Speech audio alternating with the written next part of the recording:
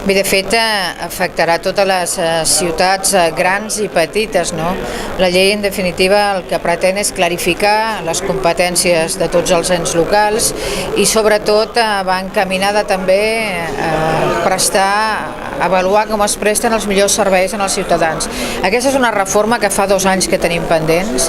Tenim competències exclusives en matèria de règim local. Hem de desenvolupar al màxim el nostre estatut i aquesta llei neix amb aquesta voluntat, clarificar competències, posar sobre la taula de quina manera es poden prestar millor els serveis. Nosaltres creiem que sempre és des de la proximitat i desenvolupar amb la màxima ambició possible el que és el nostre estatut en matèria d'àmbit local.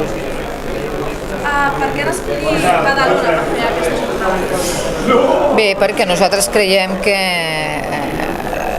totes aquestes actes que fem com a partit ens agrada anar rodant pel territori, però la llei sí que és veritat que té incidència especial en l'àmbit metropolità.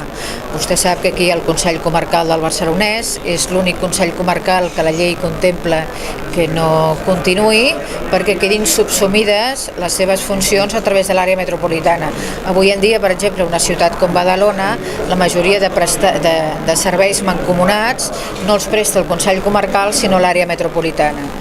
Ens semblava que la manera també de demostrar que aquesta llei també afavoreix una no duplicitat, una racionalització, una ordenació, era fer-ho en una ciutat important, gran, com Badalona, i que alhora significava aquesta potència municipal que Catalunya té arreu.